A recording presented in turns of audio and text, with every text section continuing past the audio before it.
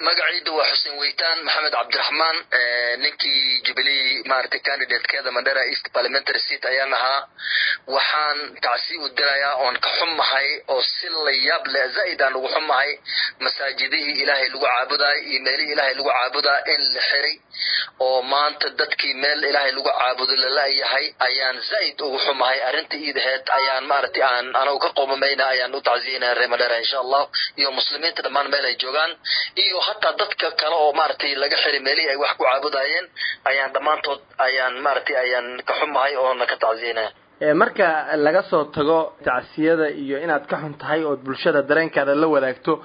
waxaad qortay warqad furan oo aad u dirtay madaxweynaha warqadaas wixii ku qornaa hadii aad bulshada la wadaagto iyo hadii ay gaartay fariintaada madaxweynaha anigoo arinta ka xun ayaan waraaq u qoray madaxweynaha wadanka Kenya madaxweynaha Uhuru Kenyatta waraaqdana waan deliver garay maanta Harambee House State House waana waraaqda way tagtay madaxweynaha bayna waa haysta waraaqda wixii ku qoran waxa waaye waxaan u sheegay madaxweynaha wadanka Kenya in Ilaahay loo carara oo Ilaahay laga cararin ayaan madaxweynaha u sheegay waxa kale oo u sheegay madaxweynaha jiiraankeena oo Tanzania wuxuu ku dhawaaqay in ay dadka muslimiinta iyo dadka maartay qaniisnaba Ilaahay lagu noqdo Ilaahay la soo bariya oo cudurkan inuu Ilaahay naga qaada waxaan u sheegay madaxweynaha cudurkan bini'aadan daawo hadu ma haay Ilaahay baa daawo u haay Ilaahay un baara dadka ka qaadi kara badalka marka Ilaahay aan soo bari lahayn masaajidii Ilaahay aan ku bari lahayn in maartay masaajidii la xiro oo meel Ilaahay lagu caabudo leeyahay in cara Ilaahay nagu dhacda oo maartay arinta meel hadda ka sii xun baan gaarna Ilaahay baan ka marina Ilaahay ka barina inay nagu dhicin laakiin waxaan ka baqaynaa inay cara nagu dhacda maadaama guriga Ilaahay la xiray nin ogol ma jira maanta gurigiisa la xiro hal maalin hata marka Ilaahay gurigiisa ayaan xirnay guriyaalka inaan furo masaajidii aad furo ayaan maartay aan madaxweynaha ka bari arinteedana kulay jawaab degdeg inaan keeni doonaan filaya insha Allah anigoo maartay madaxweynaha u sheegay way fahmayaan si fiican ayaan u sheegay in arintan aad dadka imaan doono hadii aan ku sii soconona inaan qatar ku galnaa ay dhici karta in masaajidii la furo oo Ilaahay aan ku caabudno oo Ilaahay la bari oo cudurkan Ilaahay baridiisa ku noqono sababtoo binaadan waan aragnay daawo lama haye cudurkan haduu Ilaahay ku tiragala oo ku halaagaya waa ciidan la soo diray waaye ciidanka Ilaahay asagu ma reeban kara wax kale oo ka reeban kara ma jiraan marka arintiidana madaxweynaha u qoray anigoo faahfaahin dheer ka sii bixi ayaan u qoray madaxweynaha insha Allah jawaabna waan ka heli doonaa maadaama madaxweynaha nin aaminsan uu yahay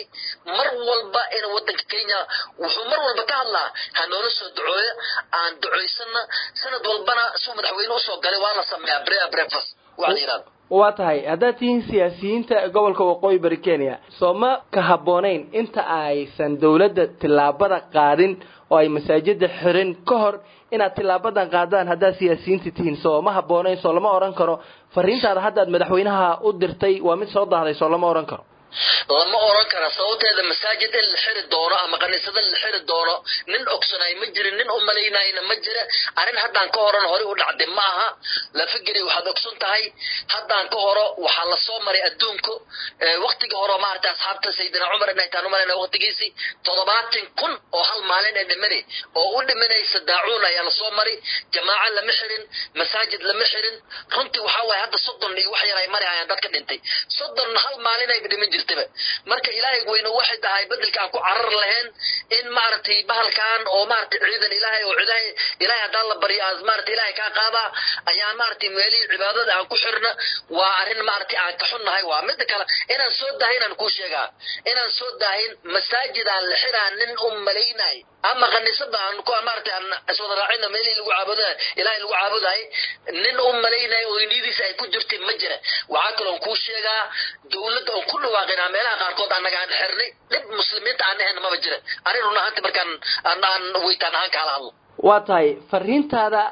ugu dambayso oo shacabka gobolka waqooyi bari Kenya aad la wadaagaysa muxuu yahay adoo fursadan ka faa'iideysanaya marka laga soo tago arrimahaas ku saabsan warqada aad qortay iyo mataqaanaa dareenkaada ku aadan masaajidda la xiray waxaan ugu baaqayaa dadkeena cibaadada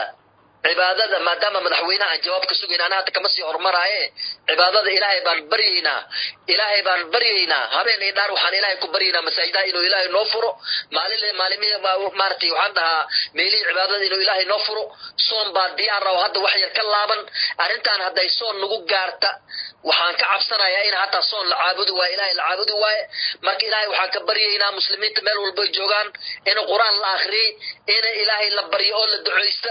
oo maartay inuu ilaahay dadka naga qaadayaan ilaahay ka baryo anagoon diidaynin waxyaalihii dawladda ay soo saartay oo kala inta aan ka ahayn meelaha cibaadada la xira inta kale waan ku sabot gareysanahay kaafiga dib male waa wax waqti maartay waxyaalahan kale maartay social distance la yiraahdo oo dadka yara kala dheeraadana wax yar gacmaha la dhaqanayo oo saabuunta iyo waxyaalaha lagu dhaqanaa waxyaalaha kulli waan ku sabot gareysanahay dawladda